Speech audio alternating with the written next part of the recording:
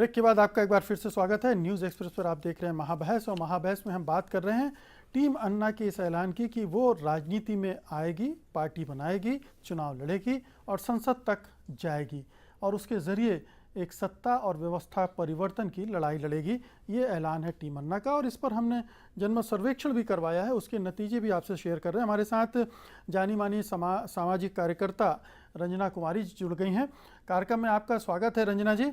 पहले तो आपकी प्रतिक्रिया, टीम अन्ना अब राजनीतिक टीम हो गई है, राजनीतिक पार्टी में तब्दील हो रही है, क्या प्रतिक्रिया है आपकी? देखिए, जहाँ तक राजनीति का सवाल है, एक राजनीतिक शास्त्र की विद्यार्थी भी रही हूँ और राजनीतिक शास्त्र मैंने विश्वविद्यालय में पढ़ाया भी है।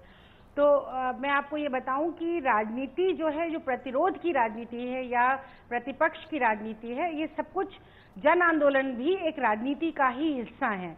तो अभी तक जो कुछ भी अन्ना आंदोलन के जरिए हुआ वो भी एक तरह की राजनीति है, जो कि समाज में इस समय जो राजनीतिक व्यवस्था है उसके असंतोष को संग्रहित करके व्यक्त किया गया उसमें। तो वो भी जन आंदोलन भी राजनीति से परे नहीं है, ये राजनीति का ही हिस्सा है। अब रह गई राजनीतिक दल बनाने की बात, तो राजनीतिक दल का की अपनी एक जो समाज में जिस तरह की उसकी जगह होती है, जरूरत होती है, लोकतांत्रिक समाज की एक मूल जरूरत है कि लोकतांत्रिक व्यवस्था को बनाने का जो माध्यम है वो राजनीतिक दल हैं। और राजनीतिक दल हिंदुस्तान में जिस तरह से अभी तक चल रहे हैं उनमें तीन चीजें खास तौर से हैं। एक तो आइडेंटिटी की पॉलिटिक्स बहुत जबरदस्त है, जिसमें धर्म के नाम पर, जाति के नाम पर वोट बटोरे जाते हैं और वोट बनते हैं। वोट का जो चुनने का जो तरीका है वो धर्म, राजनीति, संप्रदाय, व्यवस्था, उसके अलावा फिर भाषा और क्षेत्र के हिसाब से भी राजनीति चलती है। तो अलग अलग तरह की मल्टीपल आइडेंटिटीज। लेकिन आपको क्या लग रहा है, अन्ना टीम जिस तरह की राजनीति करने जा रही है उसमें किस तरह के जोखिम देख रही हैं आप आंदोलन से राजनीति के मैदान में? देखिए, आंदोलन की अपनी जगह है और वो जगह अन्ना आंदोलन ने बनाई है, लेकिन राजनीति के जो प्रतिमान है या कह दीजिए कि राजनीति के जो फंडामेंटल्स हैं या कंडीशंस हैं वो बिल्कुल अलग तरह की, पार्टी पॉलिटिक्स की अलग तरह की हैं। और अगर वो आंदोलन से पार्टी पॉलिटिक्स में घुसना चाहते हैं तो उसमें बहुत सारी जिस तरह की तैयारी और जिस तरह से आपको लोगों के साथ, you have to rub shoulders with people जिसको कहा जाता है, लोगों के बीच में जाके उनके हिसाब से फिर अपने आप को बना के राजनीति, इतना आसान काम नहीं है। मैं ये भी नहीं कहना चाहूंगी कि कुछ सही गलत की जजमेंट में मैं नहीं जाऊंगी, लेकिन मुझे लगता है कि दूरदर्शिता का प्रतीक नहीं है कि एक जन आंदोलन अपने आप को राजनीतिक दल में परिवर्तित करे। इसमें कहीं कोई दूरदर्शिता, जयप्रकाश जी के आंदोलन में भी जो आंदोलनकारी थे, जो आंदोलन था उसका स्वरूप राजनीतिक था और राजनीतिक दल उसमें जुड़े थे, इसलिए वो फिर राजनीतिकरण आंदोलन का हुआ और उसके बाद सरकारें बनी और राजनीतिक दल उन पार्टियों के दलों ने मिलकर के सरकारें बनाई। जयप्रकाश जी के आंदोलन में हम लोग सब शामिल थे, मैं स्वयं भी उसमें शामिल थी। जी, बुंदेला साहब से इस पर प्रतिक्रिया ले लें। रंजना जी, बुंदेला साहब, ये दूरदर्शी पूर्ण फैसला नहीं है, रंजना जी ये महसूस करती हैं आंदोलन को पार्टी पॉलिटिक्स में ले जाना?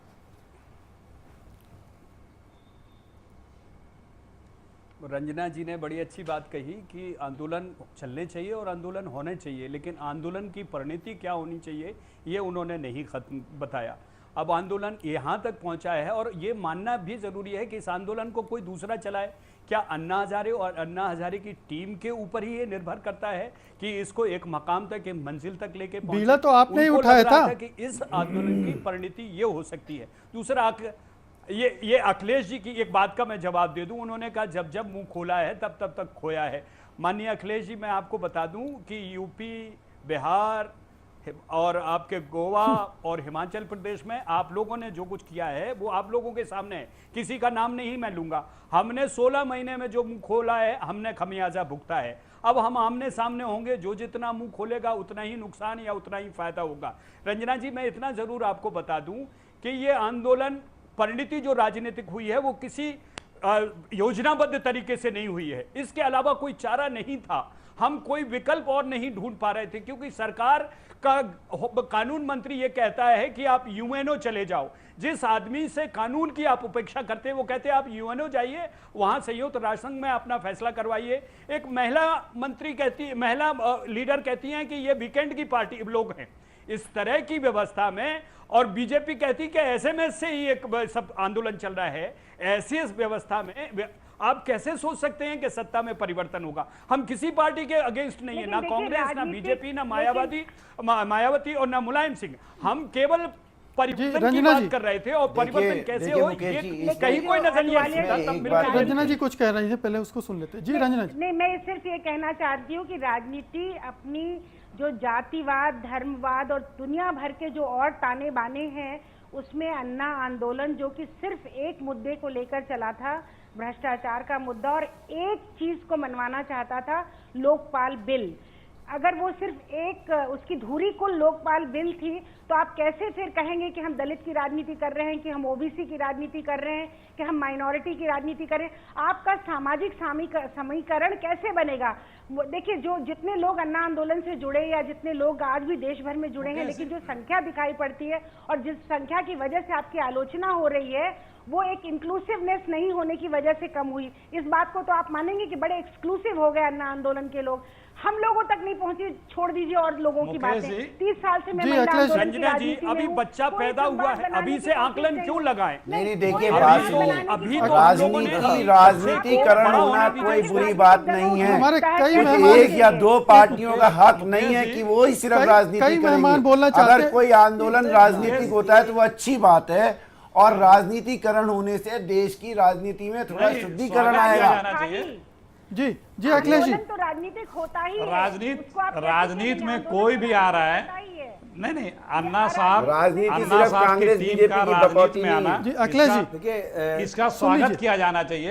बिल्कुल देखिए, स्वागत अन्ना साहब के टीम का सब स्वागत राजनीति कर में रहे हैं। आना, इसका स्वागत किया जाना चाहिए। लेकिन महत्वपूर्ण ये है कि अभी तक आप एक मुद्दे की डिमांड के लिए एक सरकार पे अटैक करके अपना जनाधार बना रहे थे।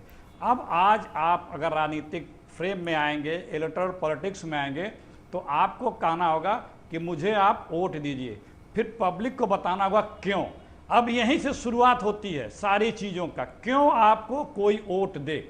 आप इसको पब्लिक के बीच में आपको ये दिमाग दिलों पे बनाने इनको का जाने दीजिए मादा ना। है, मुद्दा इसमें है, दिक्कत क्या कहाँ है? एक सिर्फ एक नहीं, वही तो मैं स्वागत कर रहा जी। हूँ, वही तो मैं स्वागत दिक्कत कर अच्छा रहा हूँ। है पैसे इसी के पे परिभाषा बल है। की हमें राजनीति नहीं- खत्म अभी हो। तक तो अच्छा तो ये है कि पैसे की हमको राजनीति पता है खत्म हो, कि हमें किस तरह से वोट मांगने हैं। भ्रष्टाचार की राजनीति खत्म हो, बेईमानी की राजनीति खत्म हो। हम तो जी, स्वागत जी, कर रहे कैसे हैं। आपने भी अपनी पार्टी बनाई थी, थोड़ा सा आपसे बेहतर किसको तजुर्बा है? यही हमारा लक्ष्य है, चुनावी आपसे बेहतर प्रक्रिया में किसको बदलाव तजुर्बा है? हो, आपने तो पैसे पार्टी की बनाई थी। राजनीति खराब खत्म अखिलेश हो। भाई, जरा काज़मी साहब को सुन लीजिए, राजनीति बुंदेला से साहब। आप जरा सा एक जी काज़मी साहब। देखिए, अभी हमारे अभी नौमौलूद राजा बुंदेला बात कर रहे थे कि मैं राजा बुंदेला मेरे बड़े भाई हो सकते हैं।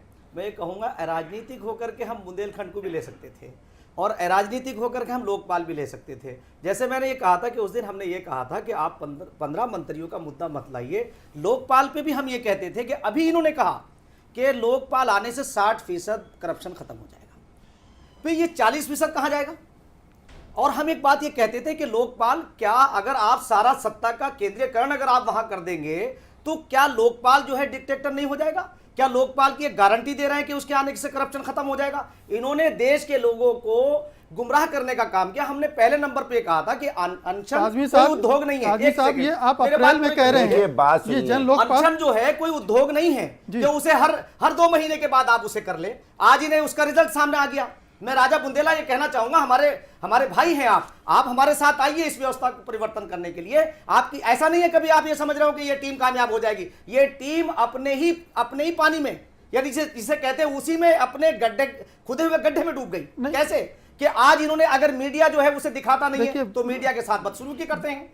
क्या मीडिया के कंधों पे रख करके आप आंदोलन को लेकर चलेंगे? नहीं, हम और तो- 1 करोड़ 20 लाख बैठते हैं, 1% इस देश का, ये 20 लाख तक लोगों तक नहीं पहुंच देखिए, पाए। और इनका अगर अभी राजनीतिक पार्टी की बात करें, जैसे हमारी बहन ने कहा काज़मी कि साहब, 20 इसमें ना तो काज़मी माइनॉरिटी साहब, नजर आती है, ना काज़मी इनमें साहब, ओबीसी नजर आती है, ना इनमें दलित नजर हम आते हैं। वक्त कैसे हो चला राजनीति एक छोटे करेंगे से ये? ब्रेक कैसे का। वोट ले लेंगे ये? ब्रेक के बाद हम वापस लौटेंगे। इल्जाम लगाना बहुत आसान है। ब्रेक के बाद हम वापस इन्होंने लौटेंगे ऐसे- और इस ऐसे मुद्दे पर अपनी बातचीत को आगे बढ़ाएंगे। एक ब्रेक लेते हैं पहले। करने का काम